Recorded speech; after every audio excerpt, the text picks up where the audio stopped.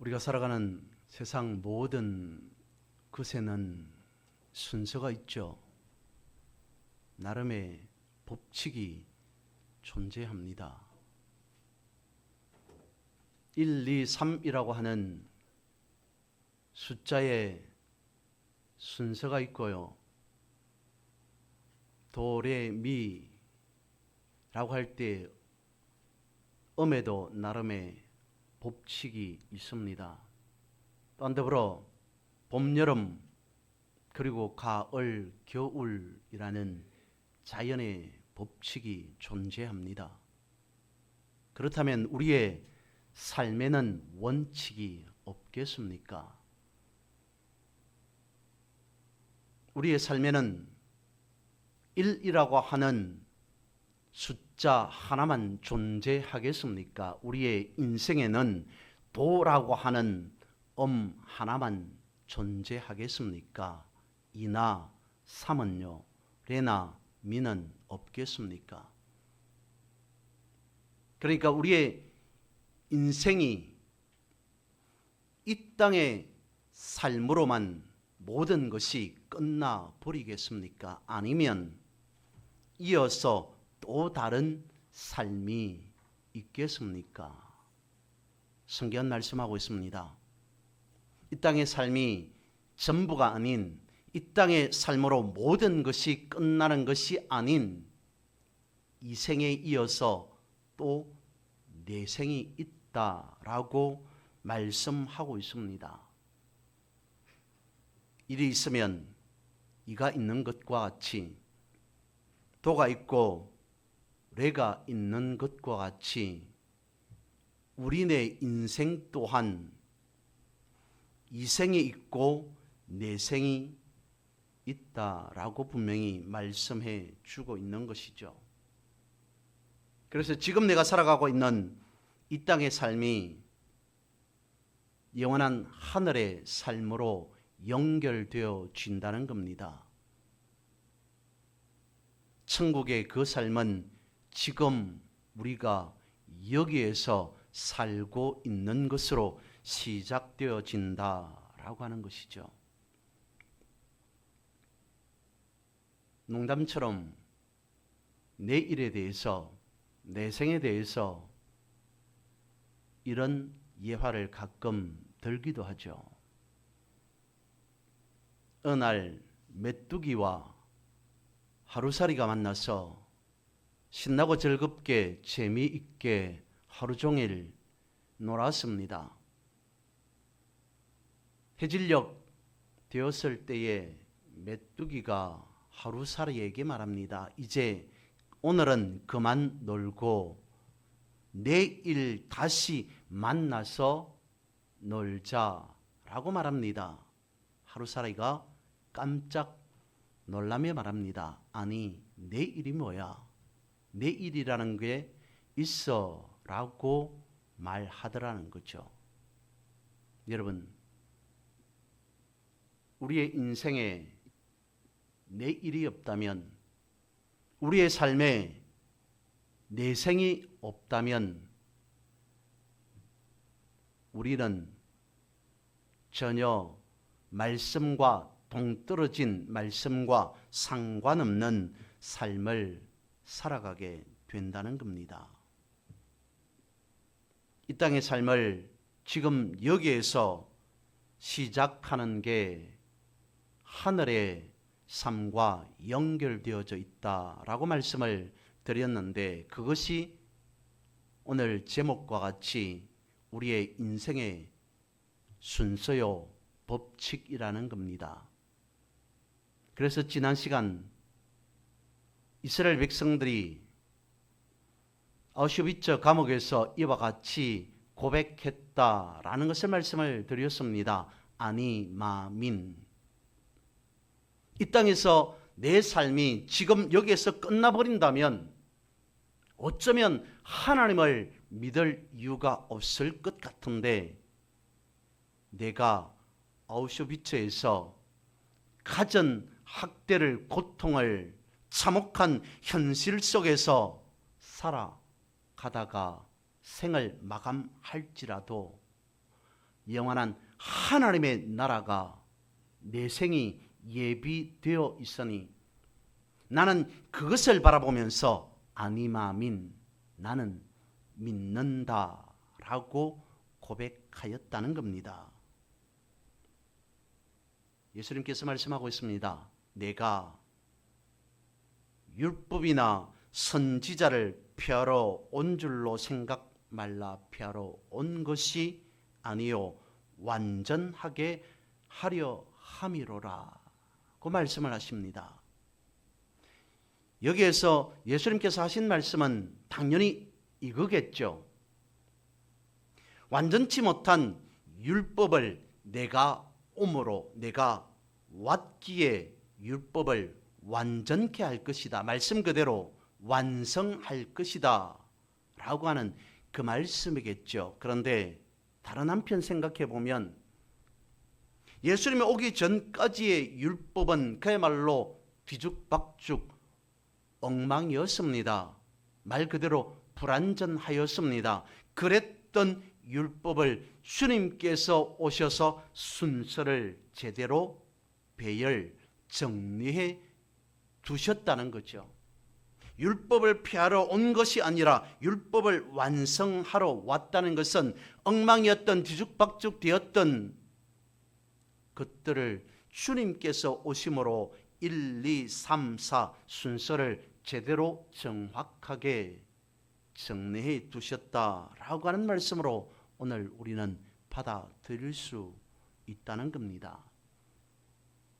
이 땅에 하나님의 법칙을 지키는 사람이 천국의 법칙을 지키는 사람이 될 것이며 그런 사람이 영원한 천국 하나님의 나라로 들어갈 수 있게 되어진다 할 겁니다. 이 법칙을 깨달은 사람은 이 법칙을 마음에 두고 살아가는 사람의 삶은 어떻겠습니까?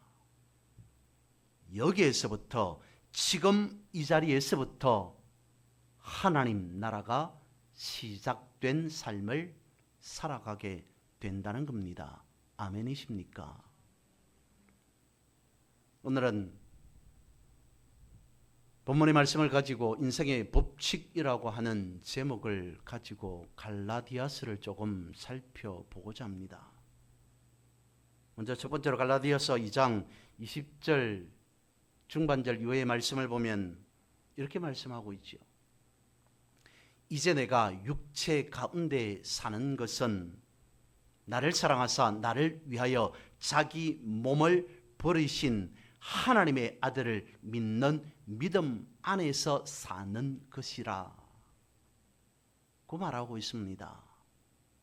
믿음 안에서 살아가게 된다. 육체 가운데 살아가지만 육신을 입고 살아가지만 육신을 위해서 살아가는 것이 아니라 땅의 것을 탐하면서 땅의 것을 바라보면서 살아가는 것이 아니라 믿음 안에서 살아간다라고 고백합니다. 어떤 취지였을까요?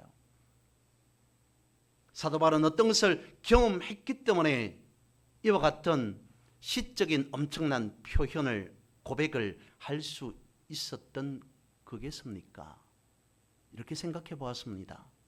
내가 예수 믿기 전에는 사도 바울의 관점에서 내가 예수 믿기 전에는 이가 먼저인 줄 알았는데 2, 1, 3인 줄 알았는데 내가 예수 믿고 난 뒤에는 내가 예수를 알고 나서는 그것이 잘못되었고 2, 1, 3, 4가 아닌 1, 2, 3, 4라는 것을 깨닫게 되었다 라고 하는 것은 아니었겠습니까? 예전에는 예수 그리스도를 알지 못했을 때는 내가 1번인 줄 알았는데 내가 제일인 줄 알았는데 예수 믿고 나서부터는 예수 그리스도를 알고 나서부터는 내가 1번이 아닌 주님이 1번이었음을 알게 됐다. 그래서 고백하죠. 내가 사는 것이 아니라 내 안에 그리스도께서 사신 것이라. 내가 1번이 아니라 정작 1번은 주님이셨다. 나는 그 다음 2번이고 아니 3번, 4번 훨씬 그 뒤에 있는 자리였다라는 것을 깨달은 자가 이와 같이 말하고 고백하였다라는 겁니다. 여러분, 오늘 우리가 살아가고 있는 이 인생에서, 삶에서 순서가 무엇인지를 제대로 깨닫지 못한다면 지난 시간 연결해서 말씀을 드렸던 그런 삶을 우리는 계속해서 살아갈 수밖에 없습니다. 늘 언제나 염려하며 두려워하며 근심하며 걱정하며 불안한 삶을 살아갈 수밖에 없는 거죠.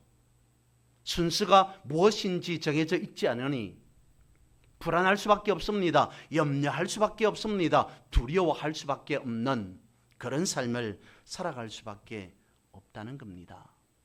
지금 여기 이 자리 이곳에서부터 천국은 시작되는 겁니다. 이것이 우리의 인생의 법칙이요 믿음의 법칙이라는 겁니다. 어떤 미국 한 사람이 예를 들어서 한국으로 찾아옵니다. 한국 사람 누구에겐가 말을 겁니다. 말을 합니다. 근데 그 한국 사람은 영어에 대해서, 미국 말에 대해서 전혀 알지 못합니다. 그래서 미국 사람이 자세하게 상세하게 있는 것 없는 것 다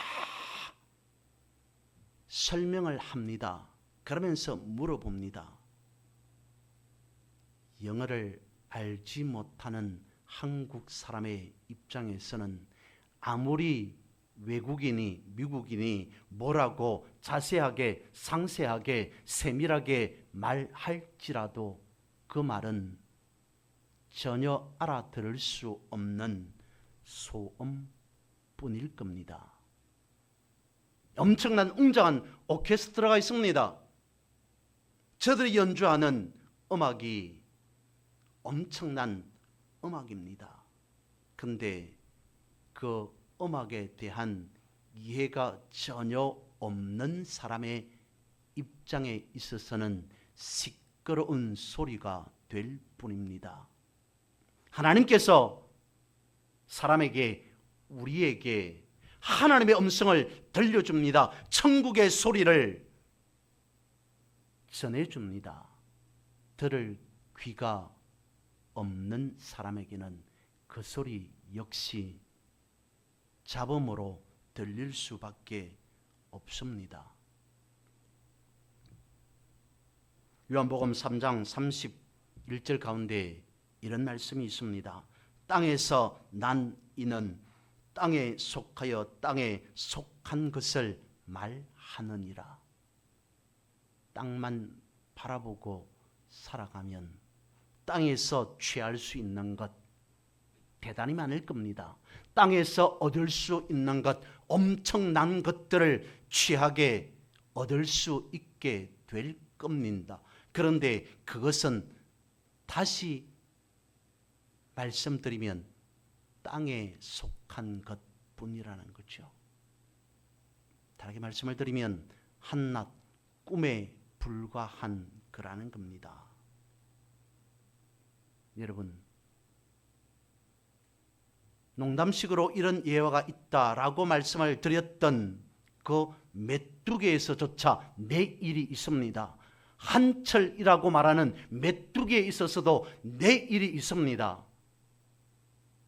하나님의 자녀, 하나님의 백성으로 해서 살아가는 사람에게 내일을 말할 수 없다면, 내일에 대한 것을 우리가 확실하게 정리하고 있지 않다면 내일이 뭐야?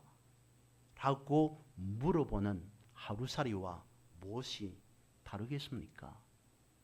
여러분, 땅에서 하나님과 대화하는 법을 제대로 배우지 못한 사람은 천국의 법칙을 깨달을 수 없게 되어집니다. 계속해서 갈라디아서 말씀을 읽어 드립니다. 갈라디아서 1장 6절과 7절 말씀에 보면 이렇게 말씀하고 있습니다. 그리스도의 은혜로 너희를 부르신 이를 이같이 속히 떠나 다른 복음을 따르는 것을 내가 이상하게 여기노라. 다른 복음은 없나니 다만 어떤 사람들이 너희를 교란하여 그리스도의 복음을 변하게 하려 함이라. 사실 사도 바울에게 있어서 갈라디아 교회는 매우 특별한 교회였습니다. 다른 교회도 그렇게 했으나 특별하게 사도 바울에게 있어서 갈라디아 교회는 남달랐습니다. 애착을 많이 가지고 있었던 교회가 갈라디아 교회였습니다. 뿐만 아니라 갈라디아 교회와 교회라고 하는 것은 교우들을 말하고 있습니다. 갈라디아 교회와 사도 바울과의 관계는 역시 남달랐습니다. 친밀한 관계였습니다. 그런데 조금 전에 읽어드렸던 말씀은 갈라디아서 1장 시작하는 부분입니다. 서신서 대부분의 형식이 인사로 시작한다는 것 아시지 않습니까? 갈라디아서 1장 시작하는 6절 초반부에서 보면 물론 갈라디아서 1장 1절에서 인사로 시작하고 있습니다. 축복합니다, 인사합니다 라고 하는 것으로 시작하고 있습니다. 그런데 짧은 인사를 마감하고 바로 본론으로 들어갑니다. 그것이 갈라디아서 1장 6절에서 시작되어지는 말이라는 거죠. 그 본론에서 이렇게 말하고 있습니다. 여러분, 갈라디아 교회 여러분, 여러분들 속에 다른 복음이 들어와 있습니다. 다른 복음, 다른 복음이라고 말합니다. 그랬습니다. 갈라디아 교회가 세워지고 난 이후 어느 순간에선가부터 갈라디아 교회 분위기가 이상하게 흘러갑니다. 교인들의 말이 예전과 달랐습니다. 예수 그리스도의 복음을 받아들였던 그때 당시와는 다른 이야기들을 합니다. 서로 수군거리기 시작합니다. 사람들 각자의 마음은 뒤숭숭해집니다. 우리가 과연 지금처럼 예수님을 이대로 믿어도 될까? 아니, 남들은 다 율법을 중요시 여기고 율법을 지키고 제사하는데 우리만 그것을 무시하고 하지 않아도 되는 걸까? 우리도 예전처럼 제사 지내고 율법의 소중함을 다시 한 번 더 생각하고 율법을 지키면서 살아가야 하는 것 아닌가? 그렇게 해야 되는 것이 옳은 것 아닌가? 라는 이와 같은 이야기들이 오고 갑니다. 그것을 사도 바울은 다른 복음이라고 말하고 있다는 거죠. 사도 바울이 갈라디아 지역에 들어가서 저들의 삶이 2, 3, 1이었다는 것을 알고 복음으로 1, 2, 3으로 바꿔 놓았습니다. 그런데 어느 순간에서부터 갈라디아 교회는 다시 2, 3, 1, 4로 나가더라는 거죠. 사실 이 문제는 갈라디아 교회만의 문제는 아니었습니다. 당시의 초대 교회의 일반적인 문제였습니다. 왜냐하면 복음이 자리 잡지 못했던 시절이었기 때문이죠. 말 그대로 초대 교회였기 때문에 예수께서 그리스도 되시고 예수 그리스도께서 메시아 되심에 대한 정확한 신뢰가 믿음이 정착되지 못했던 때였습니다. 주님과의 소통이 제대로 이루어지지 못했던 초대 교회였기 때문이었습니다. 조금 더 위로 올라가 볼까요? 출애굽기 32장에 가면 어떤 엄청난 사건 하나가 등장하게 되죠. 이스라엘 백성들이 말 그대로 출애굽했습니다. 그리고 출애굽기 32장에 가서는 저들이 금송아지를 만드는 사건이 등장합니다. 모세가 하나님의 말씀을 받기 위해 시내산으로 올라간 뒤 산 아래에서 기다리던 출애굽한 지 얼마 되지 않았던 이스라엘 백성들, 이렇게 말합니다. 우리가 여기에서 이대로 지금 가만히 있는 게 괜찮을까? 과연 옳을까? 무엇인가를 해야 하는 것이 아닐까? 우리가 예전에 애굽에서 보았던 그런 것과 같은 어떤 무엇을 만들어야 하는 것은 아닐까? 그것이 옳은 방법이지 않을까? 라고 하면서 우상 하나를 만들어 버리게 되죠. 그때 하나님께서 모세에게 이와 같이 말씀하고 있습니다. 너는 내려가라. 내가 애굽 땅에서 인도하여 낸 내 백성이 부패하였도다. 그들이 내가 그들에게 명령한 길을 속히 떠나 자기를 위하여 송아지를 부어 만들고 그것을 예배하며 그것에게 제물을 드리고 있다. 하나님께서 모세에게 말씀하고 있습니다. 지금 산 아래에 있는 이스라엘 백성들, 출애굽한 지 얼마 되지 않는 이스라엘 사람들이 뭐라고요? 부패하였다라고 말하면서 하나님의 말씀을 버리고 하나님을 속히 떠나버렸다라고 말하고 있습니다.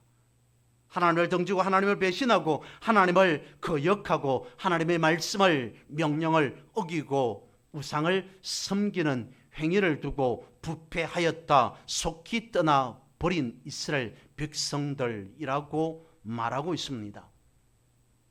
저들의 마음에서 하나님이 완전히 사라져 버렸다는 겁니다. 하나님에게서 완전히 돌아서서 등지고 있다는 것을 그와 같이 말하고 있습니다. 여기에서 다시 한번 우리가 생각해 볼 필요가 있는 것은 이겁니다. 저들은 오랫동안 애굽에서 살아가다가 이제 출애굽한 지 얼마 되지 않았습니다.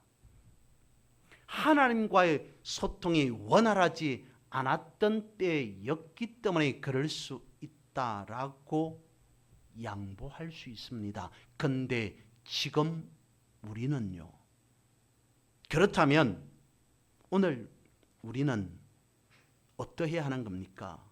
지금 우리는 교회입니다. 교회라고 하는 것은 하나님 나라를 지향하는 믿음의 공동체라는 겁니다.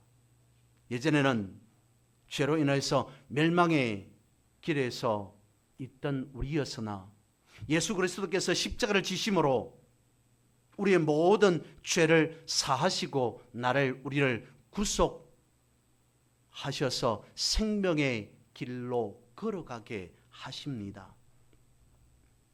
그리고 또한 성령을 우리에게 부어주셨습니다. 이제 성도인 우리는 예수 그리스도와 함께 살아가는 자입니다. 예수 그리스도의 지체로서 예수 그리스도와 연합한 자로서의 삶을 살아가게 되었습니다. 이것이 예수님과의 소통이라는 거죠. 그런데 교회가 하나 되지 못하고 여러 갈래로 나누어집니다. 분열되어집니다. 교회가 세상에서 살아가면서 예수 그리스도와 분리된 삶을 살아가고 있습니다. 말씀과 상관이 없고 신앙과 상관없는 자들과의 닮은 모습을 하면서 살아가게 됩니다. 그렇다면 앞서 말씀을 드렸던 출애굽한 지 얼마 되지 않았던 이스라엘 백성들의 모습과 초대교회 갈라디아 교회의 모습과 다를 바가 무엇이 있겠습니까? 하늘의 법칙은 그리스도와의 연합, 그리스도와의 일체, 그것입니다. 이것이 성도인 우리에게 있어서 인생의 법칙이라는 거죠. 주님 따로 나 따로가 아닌 2, 3, 1, 2가 아닌 뒤죽박죽이 엉망이 아닌 제대로 된 순서를 갖고 살아가는 것이 성도인 나로서의 살아가는 인생의 법칙이어야 한다는 겁니다.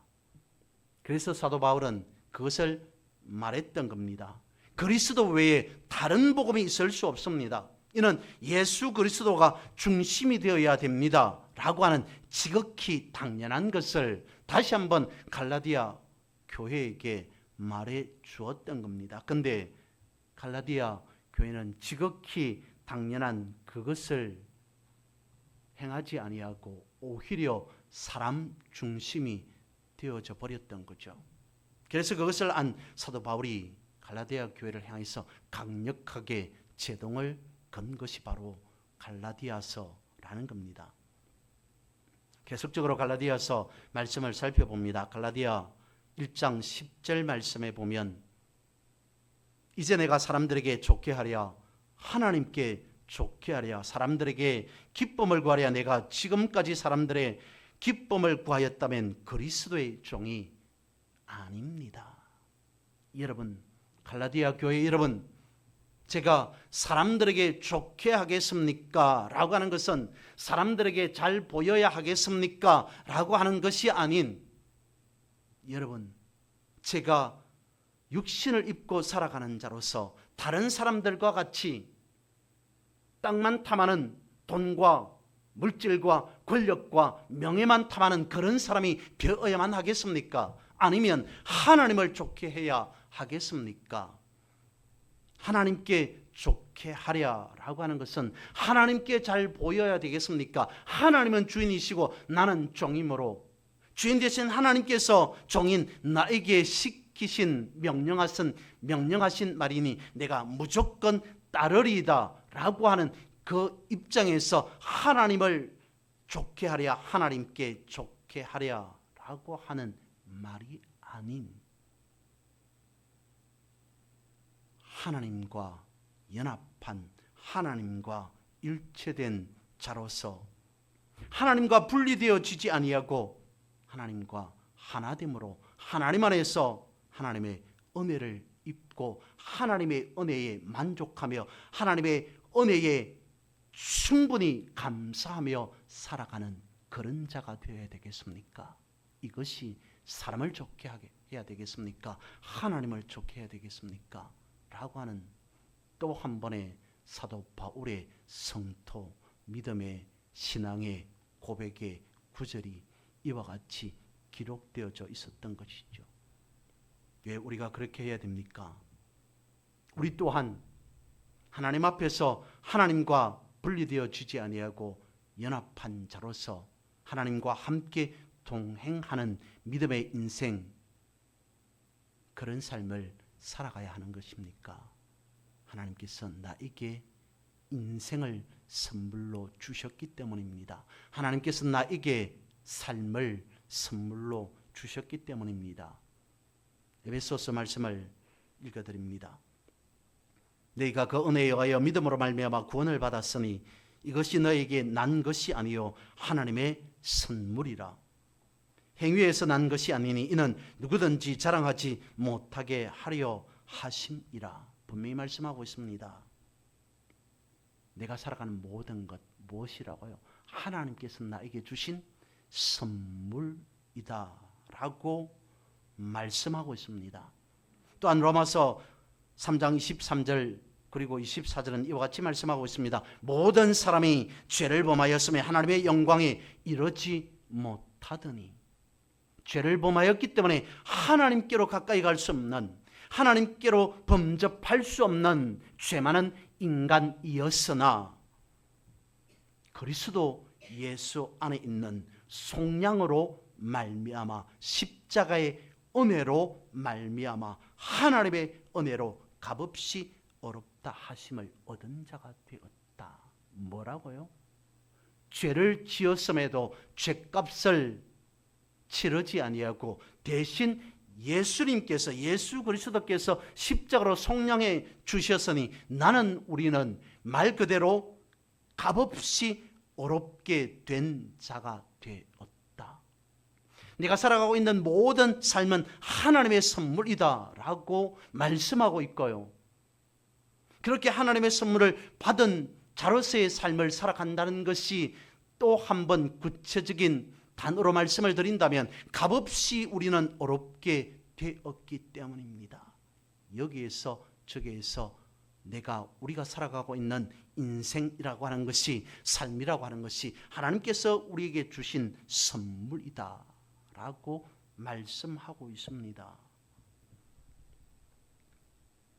이스라엘 백성들의 역사를 바라보면 성경에 기록된, 그리고 기록되어지지 않은 저들의 역사까지 살펴보면 무척이나 굴곡진 역사였습니다. 인생, 삶이었습니다. 그런 삶 속에서 저들이 깨달은 게 있습니다.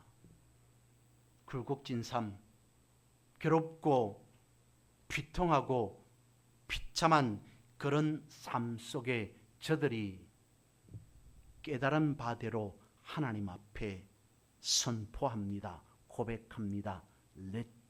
레치암이라고 고백한답니다. 삶을 위하여라고 하는 건배사를 레치암이라고 이스라엘 백성들은 말한다는 거죠. 삶이 아무리 힘들고 고통스럽고 때로는 부당하다고 생각되어질지라도 그래도 하나님께서 나에게 주신 삶이니, 내가 살아가고 있는 이것 자체가 하나님의 선물이니, 하나님께서 주신 인생이라고 하는, 삶이라고 하는 이 삶 앞에 우리는 레치암이라고 말할 수밖에 없다는 겁니다. 그러면서 저들은 스스로 위로하고 축복한다는 거죠. 이것이 할아버지의 기도라고 하는 책에서 나오는 이야기입니다. 사람들이 레치암이라고 말합니다. 할아버지가 레치암이라고 말합니다. 손녀가 그것을 듣고 할아버지에게 묻습니다. 할아버지, 레치암이라고 하는 것이 그냥 삶을 위하여라고 하는 것이 아니라 행복한 삶을 위하여라고 하는 그것이죠 라고 묻습니다. 할아버지가 손녀에게 말합니다. 아니야, 행복한 삶을 위하여라고 하는 것이 아니라 그냥 삶을 위하여라는 거란다. 우리가 무엇인가 부족하여서 하나님 앞에 기도하지, 하나님 이런 것 주시고 저런 것 주십시오라고 기도하지만, 근데 가만히 생각해 보면 이미 우리는 하나님으로부터 엄청난 삶이라고 하는 것을 선물로 받은 자들이야.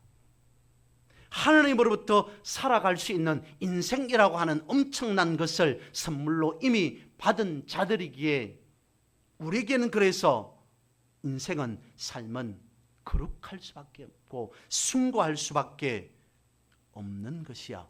그래서 행복한이라고 하는 그것 말고 그저 삶을 위하여라고 하는 것이 레치암이란다 라고 말해줍니다. 이를 사도 바울도 알았을까요? 깨달았을까요? 갈라디아서 2장 20절에서 그와 같이 고백하고 있죠.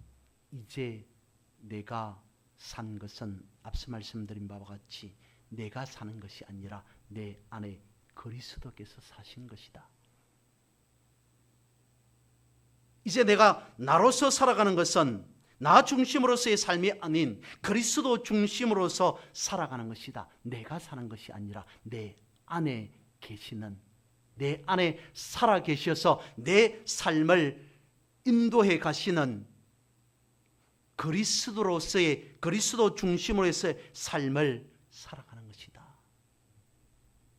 내가 그리스도와 함께 십자가에 못 박혔나니 그러므로 내가 사는 것이 아니라 내 안에 그리스도께서 사신 것이다. 말씀을 정리해 봅니다. 우리의 믿음은, 우리의 인생의 법칙은 어떠해야 할까요? 이것을 말씀을 드립니다. 우리의 믿음은 절대로 확정 편향적이진 말아야 한다라고 말씀을 드립니다. 하나님께서 말씀하고 있습니다. 하나님의 말씀은 이렇습니다. 하나님의 뜻은 이렇습니다. 하나님의 섭리는 이렇습니다. 하늘의 법칙은 이렇습니다 라고 말하지만 내 귀에는 들리지 않습니다. 그것과 아랑곳하지 않고 내가 믿고 싶은 대로, 내가 하고 싶은 대로, 내가 뜻하고 내가 생각한 대로 살아갑니다. 그것이 확정 편향적이지 않습니까?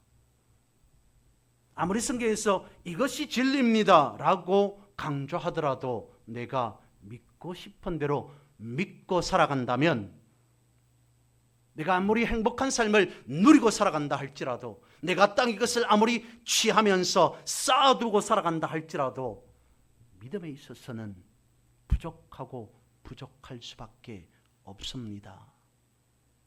확정 편향적인 믿음을 갖고 있기 때문에요. 비록 내 삶이 지지리도 복이 없어서 가난할지라도, 그럼에도 할렐루야. 여기저기 가는 곳곳마다 지뢰밭이어서 괴로움에도, 그럼에도 아멘. 삶이 나를 거듭 속일지라도, 그래서 되는 일이 없어서 원통하고 절통할지라도, 그럼에도 여호와 샬롬. 왜요? 왜 그렇게 해야 하는가요? 그래야 내게 이미 허락된 천국의 법칙이 어긋나지 않기 때문입니다. 흐트러지고 뒤죽박죽 될 원칙이 자리 잡아서 쓰러져 있는 그 현장에서도 할렐루야, 넘어진 자리에서도 아멘이라고 해야만이 하늘의 법칙이 굳건하게 자리 잡히기 때문이라는 겁니다. 그래서 힘들다고 샬롬 하나 빼먹고, 어렵다고 아멘 한번 쉬고, 그렇게 살아가다가는 언젠가는 순서는 하루아침에 바뀌어버립니다. 내가 우선이고 하나님은 뒷전이 되어지겠죠. 여기 이 자리, 이곳이 우선이 되어지고 믿음으로 가는 천국은 안중에도 없어지겠죠. 여러분, 누가 뭐라든 나는 믿습니다. 아니 마민입니다. 누가 뭐래도 나는 레치암, 삶을 위하여, 믿음의 삶을 위하여 살아가는 자로서 살아가게 됩니다. 선물은 절대로 돈 주고 사는 것 아닙니다. 인생이라고 하는 선물을 이미 누리고 살아갈 수 있도록 하나님께서 허락해 주셨습니다. 이를 우리는 태어날 때부터 선물로 받고 태어난 자들입니다. 세상 부러울 것이 없는 부유한 자요, 세상 그 어디에도 구속되지 않는 자유자요, 행복한 삶의 원칙을 소유한 자입니다. 이를 누리고 세상 앞에서 당당하게 승리의 삶을 살아가는 여러분 모두가 되기를 주님의 이름으로 축복합니다.